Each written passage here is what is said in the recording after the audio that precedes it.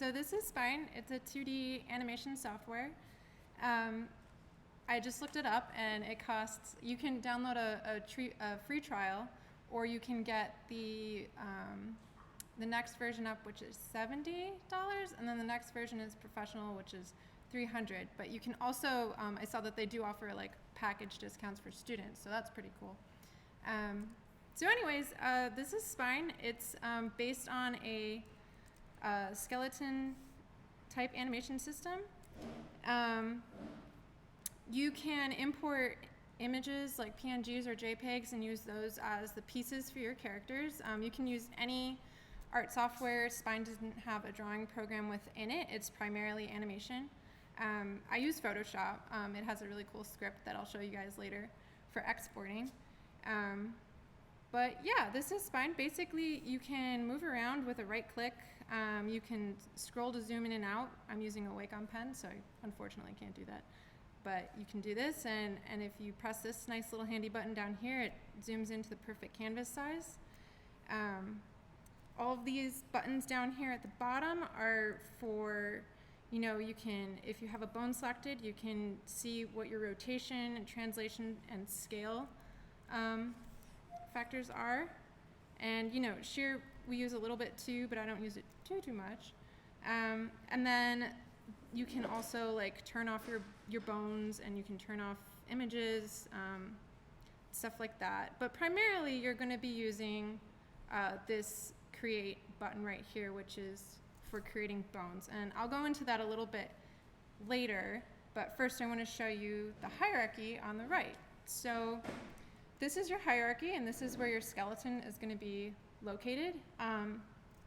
These little crosshair symbols and these kind of like, I guess they look like a javelin?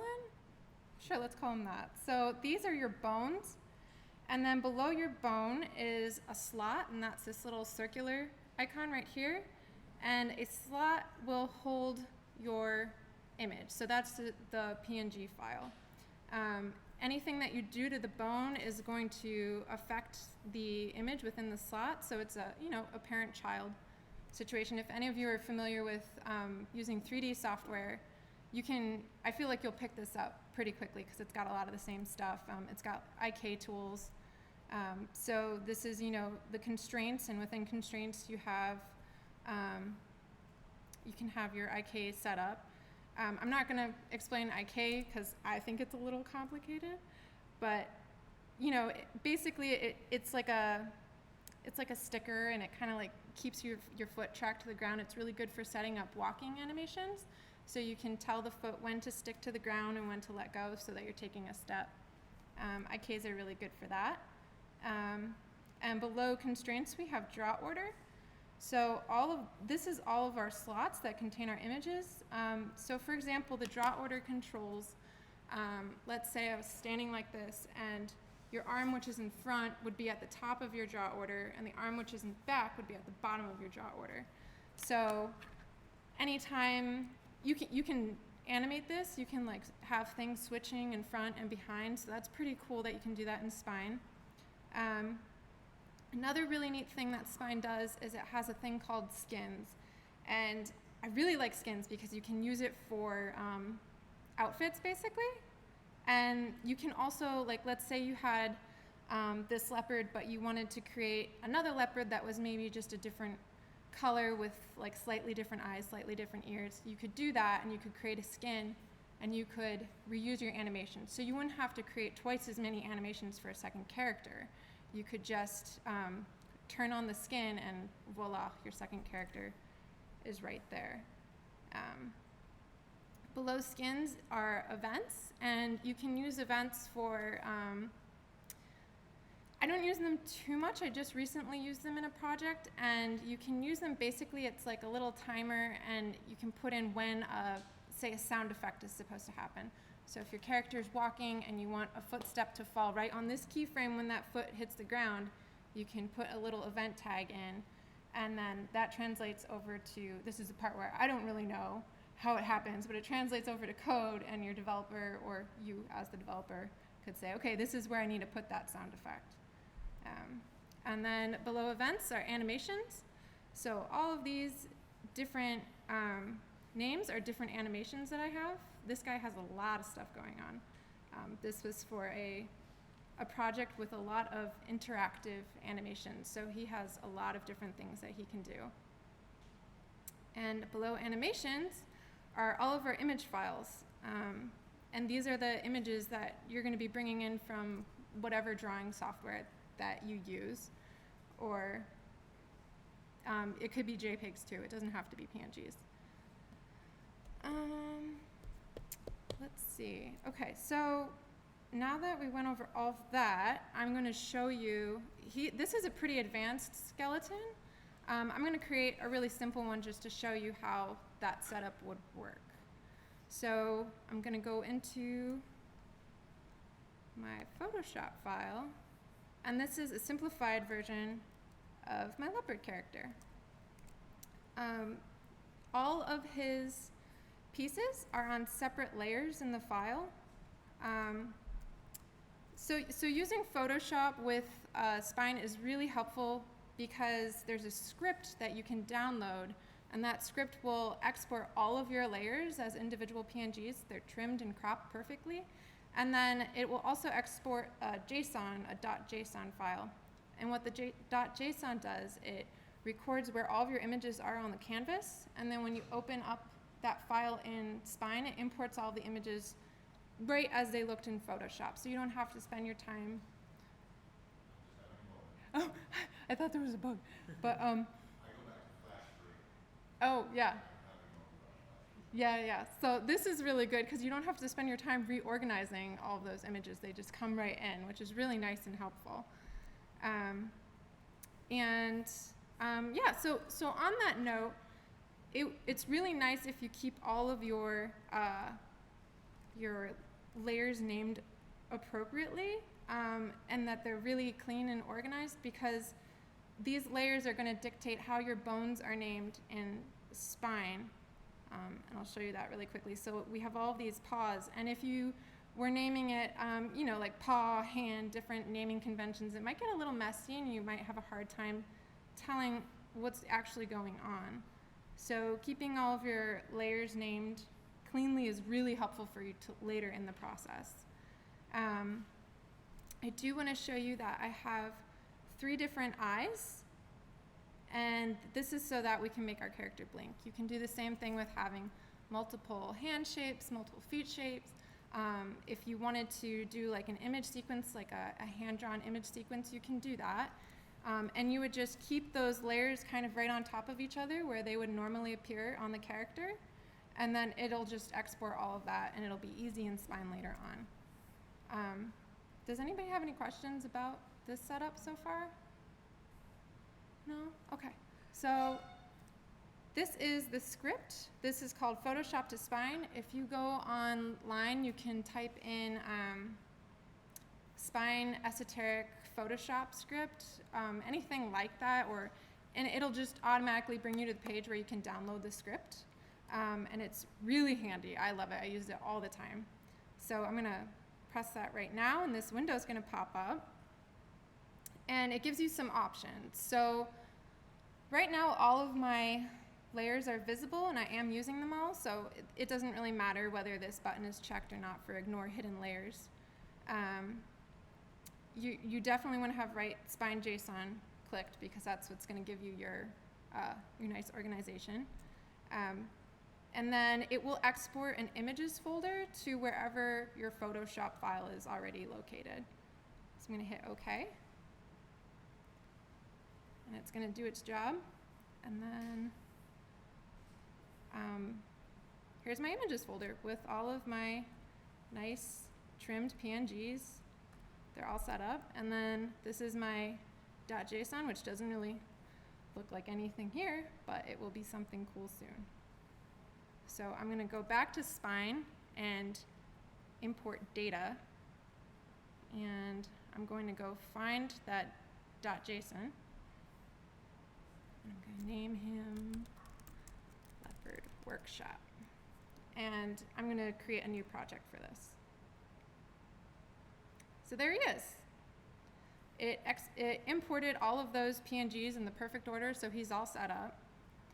The first thing I'm going to do is I'm going to select everything and just drag him over here so that this is called the root bone. This is basically your origin.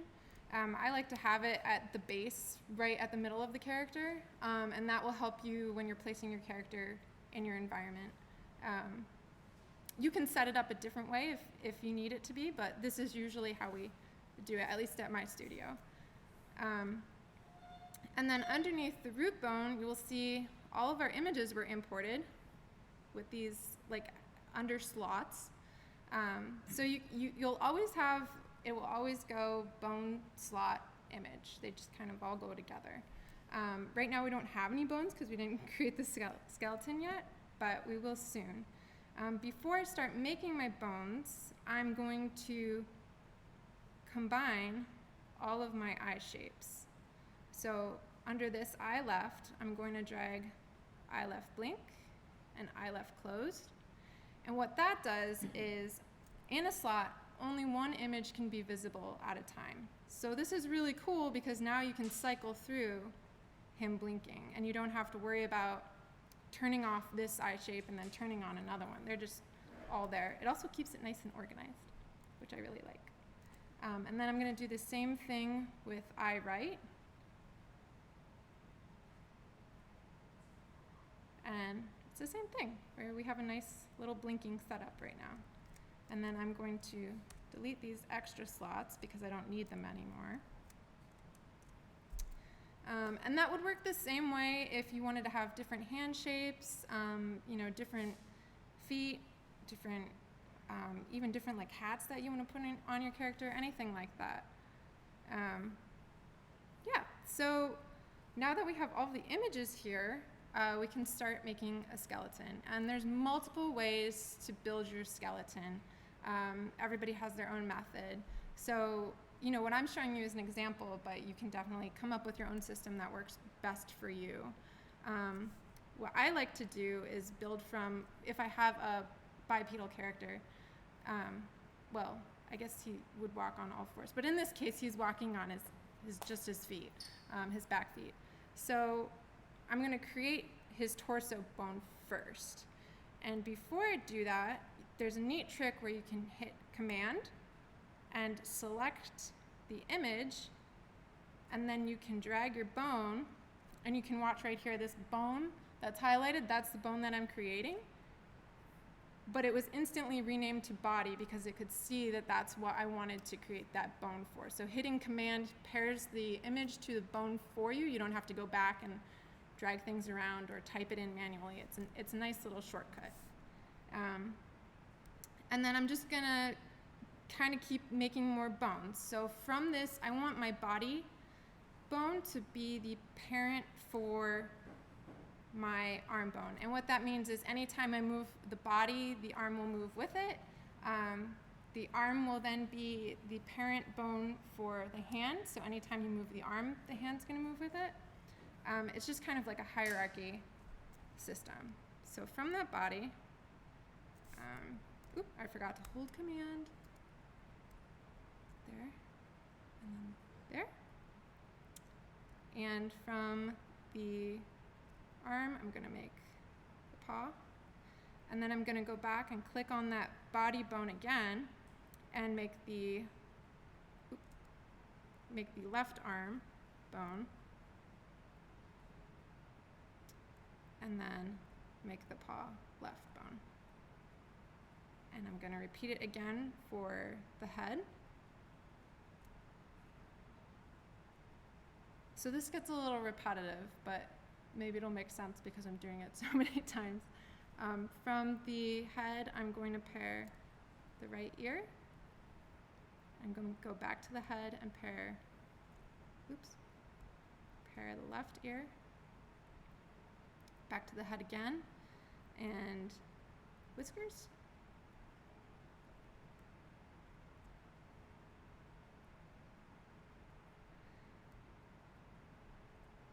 And the eye. So I want to make a quick note. For the eye, I'm using the other bones were a click and drag situation. For that little crosshair bone on the eye, that is just a simple click. And the reason I do that is well, that looks a little weird. Let's do the arm. For this arm, if I'm having like a pivot point, it makes sense to me to do a longer bone so that it has a pivot point. For the eye, I'm probably not going to be actually moving that eye around. It's probably going to stay in the same place. So just having a single point bone like that is really all I need, and it makes it a little bit cleaner and a little bit more simple. I have to go back into create, and I'm just going to do that for the other eye, and then the nose, and the mouth. And then from this body bone, I'm going to do it for the legs and the feet.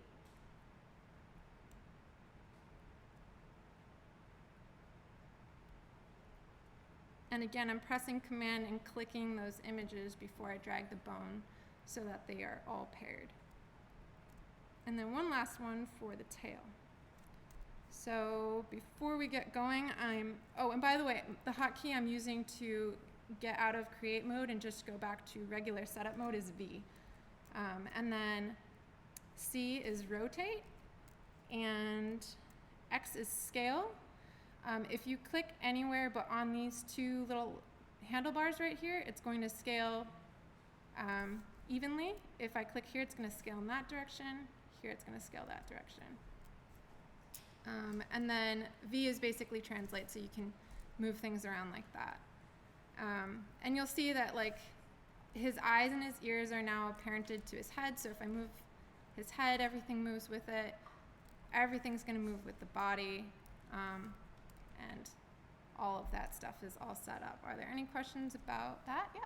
Do you typically only have one bone per like image or section of the body? For each image, typically, I mean, this is kind of a weird arm shape. It's just, you know, an example. Usually you would have your bicep and your forearm and your hand, so you'd have more bones.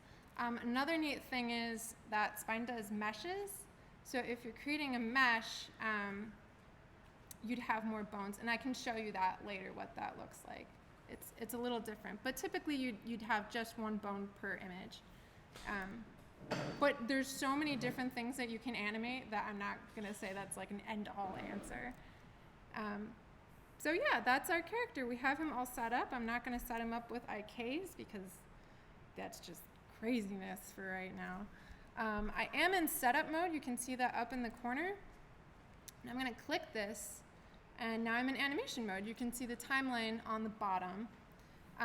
All these little dashes down here represent a frame, and there's 60 frames in a second. At least in Spine there is. You can run it at different times if you want, but Spine runs at 60 frames per second. These buttons here are play and rewind. If I do it, nothing's gonna happen because we don't have an animation yet. If you go over to your animations tab, it will automatically create an animation called animation. And you can rename that to anything you want. So let's see. I'm going to highlight all of my bones, and I'm going to make a keyframe for all of them on that very first frame. I like to do this for so his setup pose is like his default pose. So by creating a keyframe for that pose on the very first frame, it's a really good start. So he's gonna animate from this pose to anything else going from here forward. And you'll see what I mean after we get some more keyframes. So the keyframes, in order to make a keyframe, if you're not actually doing anything, you can just hit these buttons, rotate, translate, and scale, and it'll show up as the color-coded little lines over here. And then if you want to see the keyframe for any specific bone, you can just click on that bone and it'll show up down here. If I hit space, that deselects everything, and then it shows you everything, but just kind of backwards, but oh well. So I'm going to move forward in my timeline, and I'm going to start moving things so that you can see what an animation looks like. So I'm hitting C, and I'm going to rotate his arms out just a little bit, And you can see that this little button right here, which is my keyframe button, it turned orange. And that means that basically you did something on the timeline, it's different, it's orange, do you want to keyframe it? If you do this and it's going to turn red. And that just lets you know that you do have a keyframe there. You can also hit K as a shortcut key, and that will make a keyframe for you. There's also a button that is called auto key. So anytime you make a change on the timeline, it will put a keyframe in for you. And I find that to be a personal preference. You can use that if you're afraid that you're going to forget to do keyframes. But me personally, I find that it starts to get a little messy because you accidentally move an arm here and it puts a keyframe in for you when you didn't necessarily want that keyframe. So we can kind of see that these movements are happening with his arms. It's the computer is just automatically making an animation from point A to point B. I'm going to do a little bit of scale on his body, and you can see that too. And then because of this weird scaling thing, I'm going to move him down just a little bit so that his feet are right there. And then, I don't know, maybe his head rotates and his ears rotate a little bit, and his whiskers move. Everything's moving. And I'm going to hit K. So that's all my stuff happening there. Let's move his tail too. So this is a very quick and easy little idle animation. And another neat thing that Spine does, and most softwares do, you can copy and paste your frames. So I'm going to highlight, I'm going to click this very first frame over here and hit copy, and then paste. And now we have a loop because the first frame is also the last frame. Are there any questions about that stuff? This is, if you're not familiar with animation, I apologize. There's probably so many other things that I could be telling you right now, and I could totally do a basics animation class if we want to. Yeah? I'm just curious, and sorry if this is something that you were already going to go into, but No, that's okay. because you were showing that it automatically creates things between your keyframes. Is there a way to have it not? Yes, that is a good, I can go over that right now. Oh, yeah. So he was asking if the Spine automatically creates an animation, it automatically tweens between point A and point B, and he wanted to know if you can make it not do that. Oops, there we go. So that would be in your graph. This is another window that you can pull up. Right now, this straight line represents just a straight tween. There's no slow down or speed up or anything like that. If you want it to not animate at all, you would click on this little stepped curve button. So then you'll see nothing is happening, and that's represented by a dotted line. But then he'd start animating again once he gets to here. So there you go. There's no animation there. Another thing, and I use this all the time, is I would rather have my animations look more natural. So I use this this curved button, and then you can alter on these little handles right here, and what that does is going from frame 0 to 15, I want it to be slow at the beginning and then get faster as it's getting towards frame 15. So I'm going to pull this out really far. And then from 15 to 30, I want the opposite to happen. So I want it to go really quick from going away from 15, and I want it to slow down towards 30. So you can kind of see how that changes the speed of the animation, how it looks. That can be helpful for if you're creating, like, you know, your simple idle breathing animation. You kind of slow down at the top of your breath and you slow down at the bottom of your breath, but it goes pretty quickly in between at the middle. So that's a little bouncy, but that's okay for him.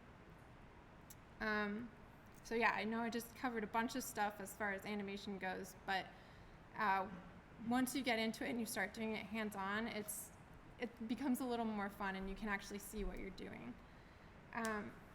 Another thing that you can do with keyframes, so you can scale, you can rotate. You can move him around if you really wanted to. But one neat thing that it does is you can animate on your slot. And we talked about earlier how the slot is basically the holder for the image. So you could do coloring and opacity with that. And down here is your little color tab. And I'm going to hit a keyframe because I want it to be full opacity at the beginning. And then at 15, I'm going to click on here. And on the left is your opacity. So at the top it's opaque, at the bottom it's completely transparent. And you can see his head sort of fades away. And you can hit OK and then hit K, or you can press this button. And you'll see the color keyframes are pink and they're showing up down here at the bottom. And I'm going to copy this in here. And then you'll see that I have a loop for his head fading out for whatever reason. You could do that anytime you want. I don't know why you would, but you could. So you can also, instead of having his head,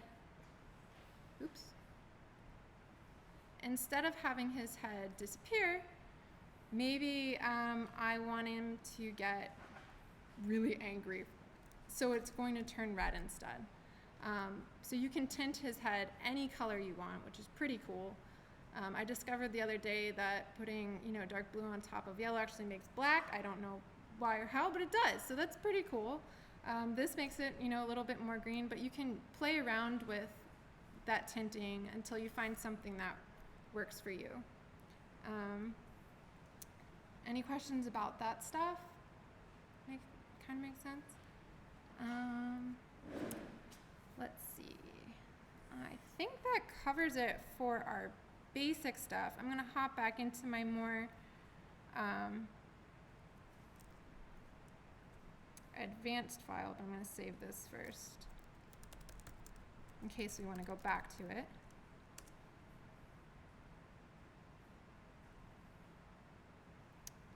So you can see now that you saw me create a really basic skeleton, he's got a little bit more going on. He's got these IKs down here, so you can see his toes are sticking to the ground a little bit whenever I try to pull him up.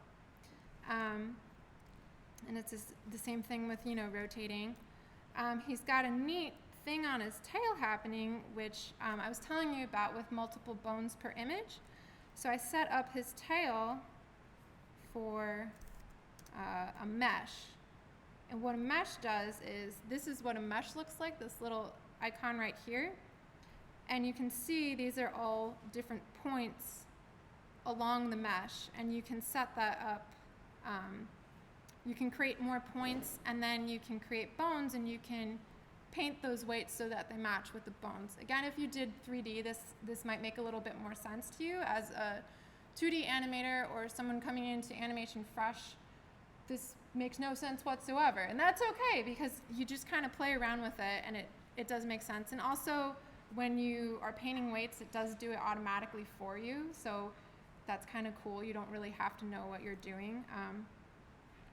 And basically how I set this up is that anytime I'm rotating all these bones together, it's making a nice curve. And his arms and legs are set up the same way. So this is really good for like a noodle kind of arm animation, which is really helpful.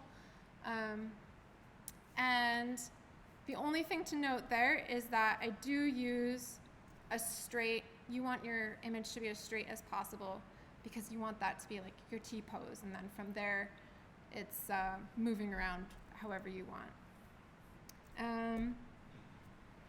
What else? I can show you what those look like in an animation. So this is a little bit, you can see how the mesh is deforming with those bones as those bones are rotating, and his arms are doing the same thing, as are his legs. Let's see what else we have. I showed you guys the skins earlier, where you can set up different outfits. And the neat thing with that is, as long as you put the bone in the right place and you have everything, like let's say I created this animation and then I was like, oh shoot, I really wanted to put an outfit on him. All I'd have to do is add an extra bone that is paired to the head, and then I would put the mask on that bone, and it's already animated because his head already had keyframes on it from the animation. So it's just translating over, and it's another parent-child situation. When I'm all done, I can export, and it has a whole bunch of different export settings depending on what you're using. Sometimes I've done the .scale settings. This really depends on what software you're importing into, like if it's Unity or I don't know, Hacks or whatever. I can't really speak to this part because I just export it and then I just throw it at my developer. I'm like, here you go, it's your job now. But it is neat because you can control the scale. So you might have a problem where you made your character too big and you need it to be half size, and that's fine. You can type in 0.5 and it's going to export, and your PNG, it will export, what's it called, a texture sheet with all of your images on it, and those will also be scaled down to 0.5, so you won't have a situation where your images are too big and it's taking up too much space in your game. And another thing is that you can have multiple skeletons in one file. Spine is pretty friendly as far as running on computers. I ran into problems with my computer running after I had about 20 different skeletons in here, and they were all doing crazy stuff. So I probably shouldn't have done that, but still, it ran really well until that point. You could have like, you know, the leopard is picking apples from the tree, but you want to have the tree on a separate skeleton so that you can time that tree to do its own idle and then interact with the leopard, and you can play them at the same time in the same file. It's really helpful for that. And then on that note, you can use a texture packer, and you can texture pack everything together from those skeletons into one, and that will help as well. If you don't use texture packer, it just exports a different sheet for each skeleton in the file. But yeah, I think I covered the basics of everything. Does anybody have any questions or thoughts? Yeah. For the costumes, are those, if you could play the like mini, like the walking animation you just had, Yeah. are those fixed to the foot? Like, 'cause I know like you saw like the toes bend or something like that. Yes. So The other ones. I'm gonna show you. Where is his foot? Oh yes, thank you. So he asked if he was asking about the costume and if the shoe would be paired to the foot. And if I go and I find, this is the problem with really complicated skeletons, is that you have to search for a while. So here we go. Here's his, this is his foot bone, and it looks a little different because there is an IK set up on it. And there's a bike pedal, don't pay attention to that. But this is his foot image, and then connected to the foot bone is I have a shoe bone, and then this gets a little complicated. There's another slot, and then this is my skin. So this little clothes hanger icon right here is the skin. And what's neat about this is that you'll see this shoe sandal images right here. So these are all paired together. Anything that happens to the foot bone is also going to happen to the shoe bone because it's paired underneath it. When I switch between, let me see if I can show them both at the same time. When I switch from outfit summer to outfit superhero, you'll notice that this changed to sneaker now. So it's just, and you can change that. It's simply dropping an image into here. If I go down to my images folder, and let's say I drag Amethyst in on top of this little clothes hanger, instead of a shoe, he's going to have an amethyst on his foot. And that's just, it's automatically going to save it, and the program knows, like, okay, you dragged that image there while this outfit is turned on, so that is now part of this outfit. So it's kind of neat. It just saves our, you would think that you'd have to like save it, but you don't. You can just turn it on and off, and whatever is on, and whatever changes you make while that costume is on, it just saves it as part of that costume. Does that answer your question? Yeah. Yeah. Catherine? Can you go over meshes again? Yes. Okay. I will go into that a little bit more in depth. So, when you have a mesh, this is our mesh right here. These are all vertice points on it. You can, when you have your image, you know what? Let's do it with a different one that doesn't have a mesh on it. So, here's an image. It's just a regular old image because of that little green icon, and I'm going to hit the mesh check, and then that changes that icon with the blue vertices on it, so you know that this is now a mesh. It acts a little bit differently. Then you can go into that mesh and there's all these different little buttons down here: modify, create, delete, generate. If I'm doing a simple one, I will just hit generate a couple of times until I get enough vertices in there that I like. So you can kind of see there's these points. If I, let's see if I can get this going here. Yeah, so you want to have these in a good spot because you don't want to accidentally delete any of your image. It's just kind of going to hang out within that new mesh shape. And you can always remove vertices too. And then for this purpose, I'm trying to think, because sometimes you can animate a mesh. You don't have to have, like I have bones set up for this tail down here that they control how the mesh is moving, but you don't necessarily have to have that. You can just animate your points. I'm trying to think. I'm pretty sure with our software at work, it works better if you have bones. It's just something that it doesn't get quite as messy. So anyways, with this, yeah. So, that's what they're sure that meshes will give you some images or effectively you can distort the data. Yes. What I'm curious about is like extreme foreshortening cases. Yeah. If you can, like you're going to end up pushing the distortion past where it's useful and you can switch it to Mhm. image mid-animation. Yep. Are you able to do that? Yep, you could do that. You can especially do that. I don't even necessarily use meshes for that. Between scale and shear, so shear kind of, let's say your image is like this. I don't really know how it'll, it creates like these different crosshair tools, and it kind of goes like more diagonal. So between playing with shear and scale, you can get some really good foreshortening, but then if you throw a mesh in there, definitely, you can definitely get some good, some different, like, you know, perspective on it, because you can drag things around. Let's see. But I didn't hear you get my thing though. No, that's okay. Alright, so for example, like when you shear the head, Yes. you see that it kind of looks like a flat plane, Mm-hmm. and it kind of looks like the head is tipping. But is there a way to designate like a bone animation that's going to do something, and in the midst of that, you can go on the timeline and use a series of different images so that they're different frames, but you're combining them with your mesh distortions? Yes. So you can, I'm trying to think how to rephrase the question.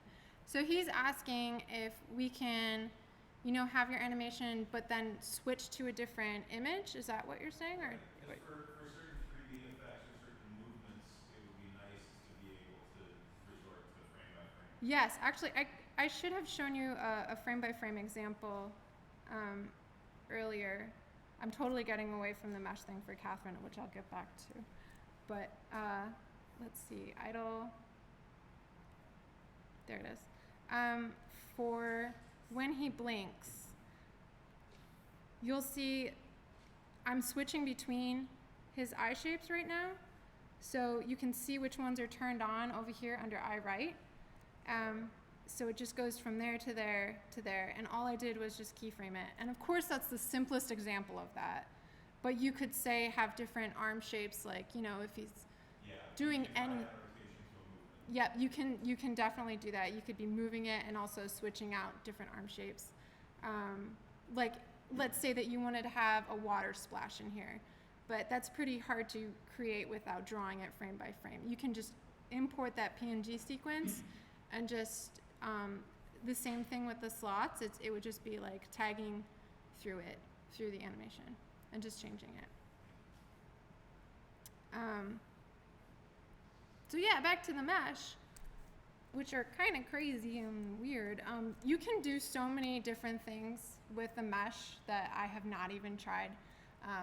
For example, if anyone has seen like the League of Legends opening screens for when they introduce like a new character and everything's kind of like moving, but it looks like a painting, they totally did that with some sort of similar spine software where everything's got a point on it and they're moving points to create extra dimension where there isn't really any. It's just a painting, but it's really, really neat, and I recommend looking up some examples of that. I don't have any on hand.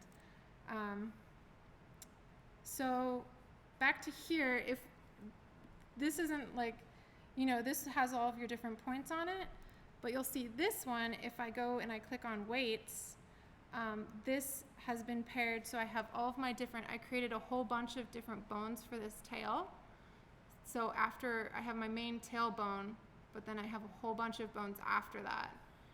And then with all those vertices that I created, similar to with the ear, they were blue, but then I hit weights and then I bound them to those bones. And you can kind of see they're color coded a little bit. And you can change the colors of things too. So it's kind of like a pie chart. And of course there's this orange bone over here. So if I make this yellow bone or this yellow weight all orange, it's gonna start picking up movement from that orange bone. But yeah, you can do some really neat things for the weight painting, and then like, you know, you would hit bind and it binds it all. I should have brought a good example to do, but I don't really have one because I already meshed everything in here. The ear doesn't really make sense, but you can kind of see anyway if you're moving this point around. It looks a little weird, but this is how it would look if you were animating just via points. And then you, of course, you could key that in your animation and you'd have like the different points pulling on that image in different ways. Yeah. So would you use meshes for fabrics? Like if you want fabrics? Yes. BC, thank you for saying that. I have a cape in here somewhere that I can show you an example of. There's so many things in here, I just forget. I'm sorry. So, capes, and then his run animation. So you can see how that cape kind of billows a little bit. That has those, you can see all those points are just sort of animating, like they are just pulling out and then going back in. So that's a really, meshes are great for fabric. They're good for making things animate when you don't want to have to draw all the pieces. So I hope that helps envision what meshes can do a little bit better. Anything else?